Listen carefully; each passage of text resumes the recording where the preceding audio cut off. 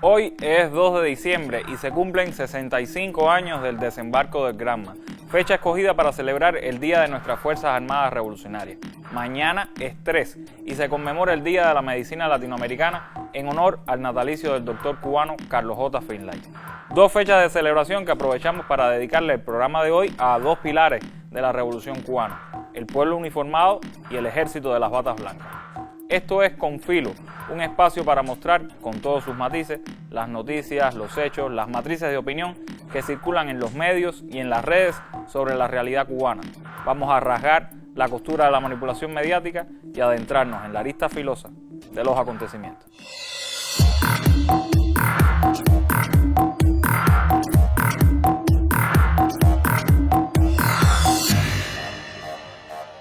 Recientemente, el ángel caído de la contrarrevolución, Junior García, llamaba a establecer una especie de alianza de fracasados entre los opositores de Venezuela, Nicaragua y Cuba, porque se enfrentaban al mismo enemigo. Es conocido que Junior recibió cursos donde se analizaba el papel de la FARC en una hipotética transición a la democracia en nuestro país. Uno de sus potenciales aliados, Juan Guaidó, a lo largo de su curiosa carrera política, ha hecho mucho énfasis en el ejército venezolano, llamándolo constantemente a la insubordinación. Hoy, como presidente encargado de Venezuela, legítimo comandante en jefe de las Fuerzas Armadas, convoco a todos los soldados, a todos y a todas, la familia militar, a acompañarnos en esta gesta, como siempre hemos hecho, en el marco de la Constitución, en el marco de la lucha no violenta que hemos hecho en todo momento. Así que el llamado es aquí, en este momento, en la base aérea La Carlota, a acompañar este proceso del cese definitivo de la usurpación que hemos convocado en todo momento y lo dijimos con responsabilidad.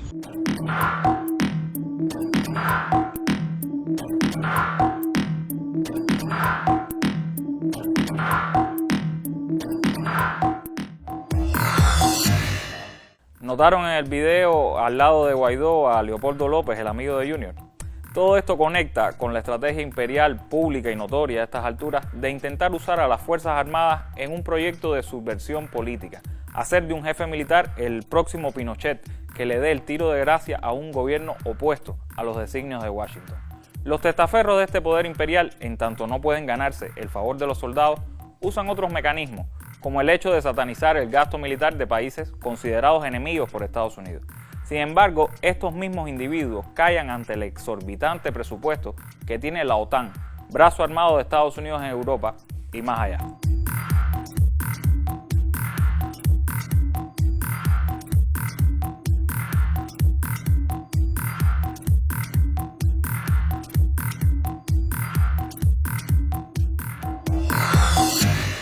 A propósito de la OTAN, les mostramos un material de Cuba Información, sitio contrahegemónico de noticias, que nos ilustra sobre los vínculos de políticos disque de izquierda con esta organización militar y sus espurios intereses en Cuba. ¿Será que la existencia de la FARC es perfectamente lógica y proporcional?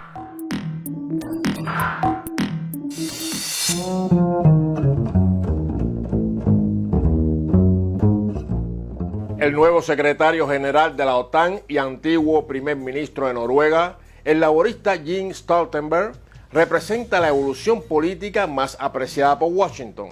Al igual que uno de sus antecesores en el cargo, el español Javier Solana, ha llegado al máximo cargo en la Alianza Atlántica desde sus iniciales posiciones anti-OTAN. En 1973, Stoltenberg lanzaba piedras contra la Embajada de Estados Unidos en protesta contra la guerra de Vietnam. Y en 1985 era jefe de la Juventud Laborista que planteaba la salida de Noruega de la OTAN.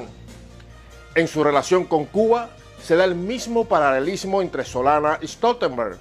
Javier Solana, siendo ministro de Exteriores en el gobierno español de Felipe González, encargó y financió junto al gobierno de Estados Unidos la creación en Madrid de la revista Encuentro de la Cultura Cubana, una operación de guerra cultural contra la Revolución Cubana que hoy sigue operando con subvenciones también de España y de Estados Unidos bajo los nombres Diario de Cuba y Cuba Encuentro.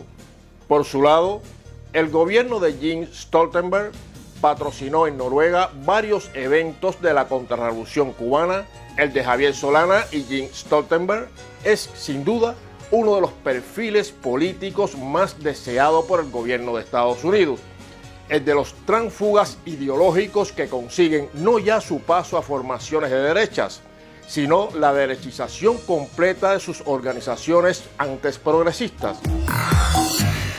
Pero no es solo el ejército regular cubano, que por cierto ha asumido un destacado papel en el control de la pandemia, el blanco predilecto de los ataques mediáticos, mayoritariamente financiados desde Estados Unidos. Ese otro ejército, el de las batas blancas, también ha sido víctima de esta abyecta maquinaria. Sobre eso nos habla Gabriela Fernández, en La Mira. Hemos visto en estos días todo, o casi todo, sobre la variante Omicron. Digo casi todo porque hay una parte que pocos medios han explicado. El secreto a voces es cómo surgió una nueva variante en medio de decenas de vacunas que pugnan por su efectividad. Por desgracia, solo son verdaderamente efectivas cuando se inoculan a la población. Así lo hizo notar el presidente de Sudáfrica en un tuit en el que llamaba la atención sobre las desigualdades en el reparto de la medicina.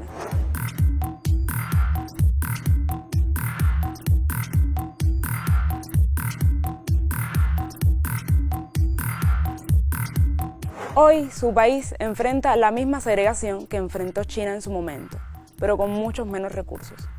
Condenar a los pobres a morir dentro de sus fronteras es la solución del capitalismo para el problema que ellos mismos propiciaron. Nuestro país, en cambio, ha intentado por todos los medios llevar la salud como estandarte a quien lo ha necesitado. Pero como lo más terrible se aprende enseguida y lo hermoso nos cuesta la vida, no han faltado los conspiranoicos de siempre teorizando sobre supuestas intenciones detrás de la voluntad y el sacrificio de nuestros científicos. No me digan más mentiroso, no me digan más, no me digan más. El mérito de Cuba, país del sur y bajo bloqueo al desarrollar no una, sino 5 vacunas contra la COVID-19, está siendo reconocido por grandes medios internacionales tradicionalmente beligerantes contra la isla. Es el caso del Washington Post, BBC, CNN o El País, entre otros. Pero hay quien no se resigna. En Miami, un especialista en medicina familiar, no en vacunas, hacía en televisión el siguiente análisis científico. La vacuna realmente tiene un mecanismo de acción que actúa inoculando anticuerpos, antígenos, que se parecen a los pinchos que tiene el coronavirus en su superficie. Pero esto es un mecanismo de acción realmente elemental. Y si fuera algo tan elemental, pues los países como los Estados Unidos hace rato lo hubieran creado y no hubiésemos tenido que recurrir a métodos sofisticados para evitar esta vacuna. Pero América TV pasaba en un segundo de la mentira a la alucinación. Las vacunas cubanas no serían cubanas, sino chinas. Yo creo que es muy posible que haya un traslado de tecnología desde China hacia el régimen comunista de Cuba para darle a esto una vacuna con la cual hacer una ofensiva política. Lo decía en la misma entrevista Orlando Gutiérrez Boronat, un halcón anticastrista que meses atrás pidió una intervención militar de Estados Unidos en Cuba. Nuestros médicos y científicos, que han sido difamados hasta el cansancio por quienes quieren el progreso para Cuba, pero no soportan ver a Cuba progresar, anunciaron que ya trabajan en unas nuevas variantes de vacunas para la mutación del virus. Me despido felicitando a los trabajadores de la salud y a los combatientes de las Fuerzas Armadas. Gracias por ser el ejemplo de la fuerza de un país. Hasta pronto.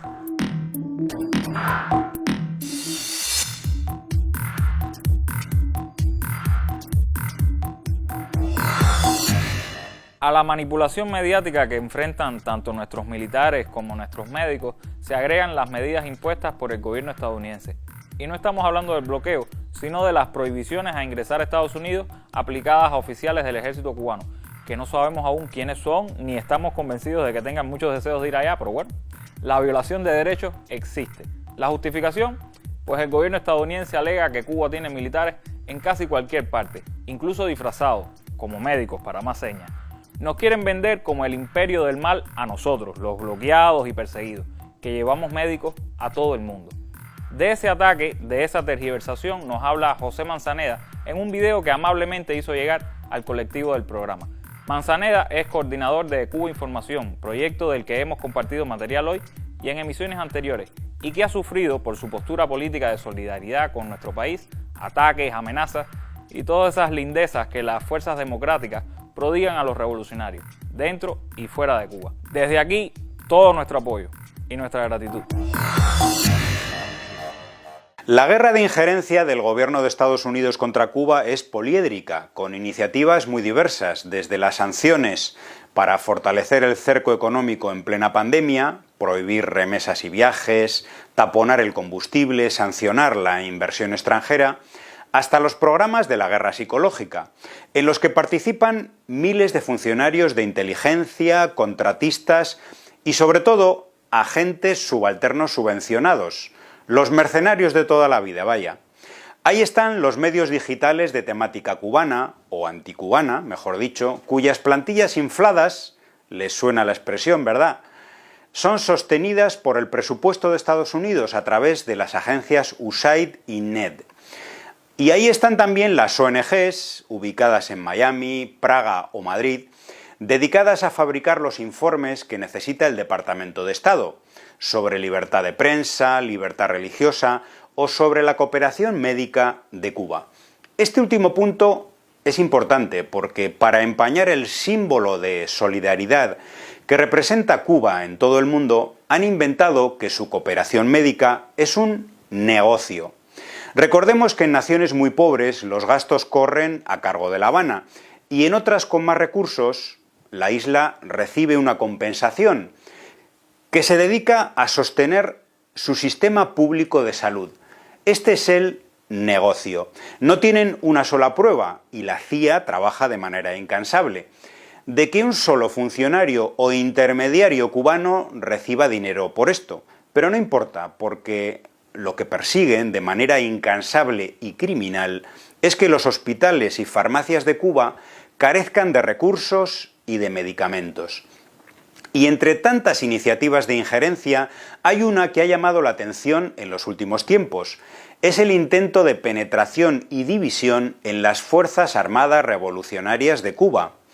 Fracasaron en Venezuela y ahora lo intentan en Cuba, donde su ejército, popular, no de élite, nacido de una guerrilla, con Vietnam como escuela y capaz de movilizar en horas a millones de personas, no solo es la fuerza moral que ayudó a derrotar, por ejemplo, el apartheid en Sudáfrica, sino también el pavoroso avispero que le espera al invasor.